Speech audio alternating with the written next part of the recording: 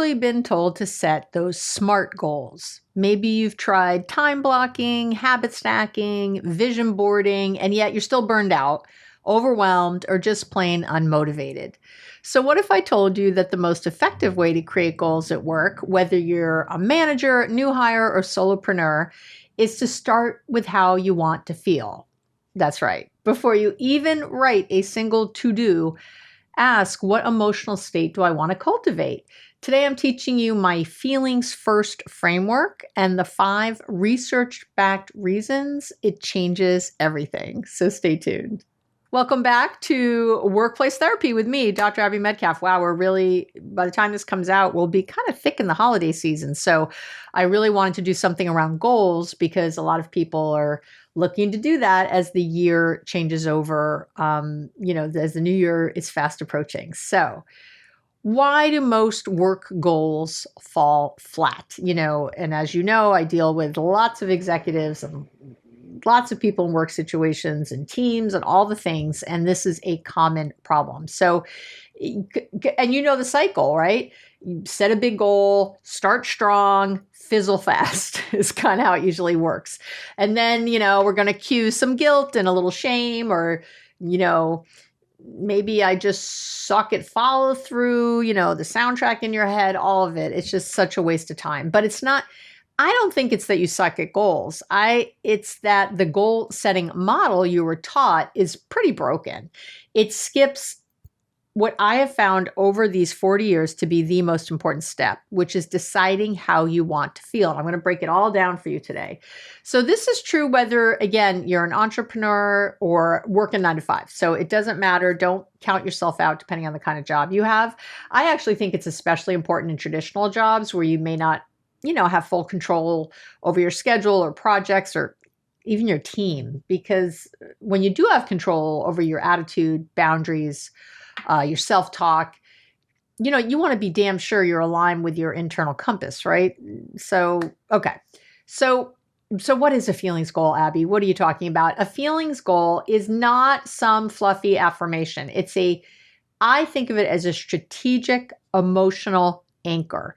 It's the why underneath your actions. So instead of, I want to finish this report by Friday, I want to feel focused and confident in my communication. And then all your reports and everything else falls into that.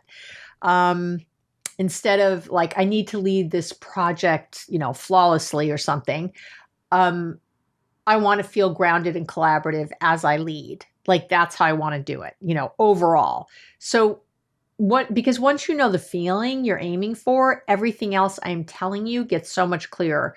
Your boundaries, your calendar, your decisions, your prioritizing, all of it. You stop just chasing like outcome after outcome and you start really living in alignment, which makes things real. You get into flow state, you feel better overall, you're clearer. I'm telling you, it's a game changer. So first, let's break down the five big reasons this works, no matter what kind of job you have. And that way, hopefully you'll believe me to do this. Number 1 is feelings drive behavior, even at work, doesn't matter where you are. This is not just therapists, psychologists speak, it is neuroscience. We know that emotions influence attention, they influence your memory, your decision-making, they even influence your ability to regulate your stress. So if you're feeling anxious or scattered, you're more likely to procrastinate or miscommunicate. And if you're calm and clear, you make better decisions. It doesn't take, a genius to figure that out. So instead of forcing yourself to be productive, you shift your focus to feeling steady, feeling clear, concise, whatever that is. And that naturally, of course, is going to lead to better execution. It just does. Your emotional state becomes the fuel for your behavior instead of what it's really been often as a roadblock. So that's the first reason. The second reason is it becomes a filter so you don't burn out saying yes to everything. In most workplaces, you don't get to pick and choose every project, but you do get to filter decisions when you have a choice. And so say you've set a feelings goal of ease and balance.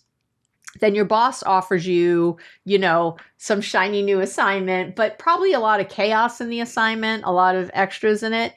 So now you get to pause and ask, will this help me feel more balanced or totally wreck my nervous system this quarter? You get to stop and ask that question because you're relating it to your feelings goals.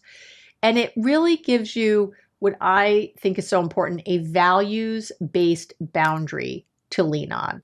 And the research shows that that protects you against stress and regret. So, and this isn't about being picky. It's about being, again, aligned. All right. Yeah. Okay. The third reason is it's the antidote to people pleasing and improving yourself. If you grew up thinking, attention, love, approval had to be earned, you probably, of course, bring that same pattern to work. So you overachieve, you overcommit, you over-apologize. I see you. But when your goal is to feel calm, focused, or confident, you're just no longer saying yes just to be liked. You're checking in with yourself. Does this action move me closer to the emotional state, the emotional goal I set, or further away from it? And that question is going to interrupt that autopilot people-pleasing loop, and it replaces like performing with intending. And that's really the game changer here. The fourth reason is it builds true emotional intelligence. And I'm telling you right now, that's going to get you noticed, especially in these days of AI. We know from a ton of research, and again, I always list all the research in the blog, so go look, or it's under the video if you're watching on YouTube. Please like and subscribe if you are. We know from a ton of research at this point that emotional intelligence is one of the top predictors of leadership success. And it starts with self-awareness. That is the bottom line. When you practice choosing your emotional intention for the day, for the meeting, for the quarter, you build that muscle of noticing and naming your feelings, and you stop reacting from habit and start responding from clarity. You're able to act, not react. So it's not about hiding your emotions. It's about using them strategically. And we know, again, from the research that teams led by people with high EQ or emotional intelligence, they perform better, they trust more, they have lower turnover. I mean, they call in sick less, the list goes on. So that's good for you and your company. Okay. So for whatever that is. And the fifth reason this works is because it makes you a values-driven leader. And I say leader, even if you're not in charge. Anyone listening to me is a leader in whatever way. Anyone can list values on a resume, but feelings goals are how you live those values. So let's say integrity is one of your core values. A matching feelings goal might be something like, I want to feel honest and congruent even in tough conversations. I want to be transparent in all of my interactions. And now when you're asked to, I don't know, sugarcoat the data or say yes when you mean no, you've got an internal check. Will this compromise the way I want to feel? That's how you lead from the middle of the org chart, okay? That's how you build trust, boundaries, reputation. So so again, I don't care if you're managing people or not, you're leading. So let's talk about the feelings first framework. That's how and how to use it, like right now. Let's put this into action, okay? So step one is you name the feelings you want to cultivate. You have to start with, how do I want to feel at work this week, this year? I don't care how you do the goals, this month. I think more than a week is important, but you can start with a week and then see what works and what doesn't. I do this with all my executives, all the people I work with, all the teams, and common themes are things like focused. I want to feel focused. I want to feel calm. I want to feel collaborative, curious, confident, patient, energized came up last week with someone, that kind of stuff. Then you would write it into an intention statement, and you're going to use the present tense. So you're going to say, I lead with calm, clarity in all my meetings. I show up with confidence, even when I feel uncertain or unsure.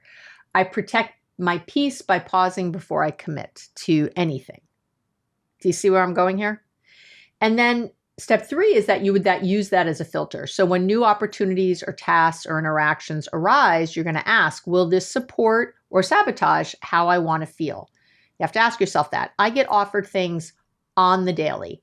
all the time. And there have been some big shiny things like, a show on Showtime and, being the expert here, being a weekly contributor there, something like that.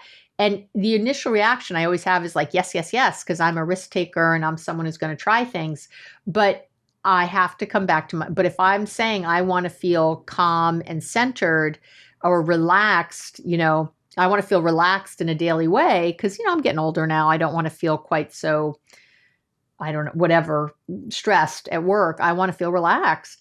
Does that, does flying down to LA every week to be on some show and to be in a studio, does that align with what I say I want? I want to feel connected to my family. That's my top priority. Even that's my top priority with work. Any work I say yes or no to, am I going to still be connected to my family as a priority? Do you see what I mean? So I want to feel connection. I want to feel at ease. Whatever it is I want to feel. Then as these opportunities come my way, I'm putting it through that. If I say yes to this opportunity, is that going to match this way I want to feel? And a lot of times it's not. And that gives me my answer. And so, because how I feel is more important than just about anything. And trust me, it is for you too. Because when you are saying yes to things and you feel crappy all the time, your life is not happy. You think this thing is going to give you money or joy or whatever, and it's not because you feel crappy all the time. So, and I know because I talk to you. I'm doing your executive coaching. I'm sitting, I'm coaching your senior vice presidents. I'm meeting with you individually. I'm doing all these things. So I see and hear you and I talk to you. And solopreneurs too, entrepreneurs. And it's a problem. You have to think of these things. Step 4, track the return. I don't want to say that. I guess I would say track the return, not the perfection. How's that? I always try to have something a little catchy there. You're not going to nail this every time. The win is in noticing when you veered off and gently coming back. Okay? And trust me, I'm not perfect at this. Nobody is. The research shows that this is where the rewiring happens. Okay? And once you're rewired, you won't have to think so much about new behaviors. They become your new habits, your new defaults. That's the good news. But you're going to have to check in. So I want to wrap up by saying this is the new way to work. The old model said set a goal, chase it, ignore your feelings, right? And the new model is start with your emotional intention. Let that guide your focus, your actions, your choices. Let it protect your energy. Let it build your leadership. Whether you're leading a team or trying to make it through a packed inbox without becoming suicidal or homicidal, this is the shift that changes everything. And it's available to you really every single day. I want you to think of it that way. So to put today's lesson into action, if you want to put today's learning into action, you can grab my free download today, which is a 5-minute reframe tool for shifting your thoughts, regaining control, and aligning with how you want to feel. So I have a perfect little handout for you that you can download to help you do this exact exercise. So you can get that again below the video on YouTube. You can get it on my website look for this particular episode on the website. They're easy to find. And I have a full blog with everything written down. You can take notes from that or copy and paste, and you can download the today's free giveaway. All right. That's it for this week. Thank you for spending time with me. I really hope you put this into action because I'm telling you, it's one of the biggest game changers I've ever had in my life and in the lives of my clients. So try it out.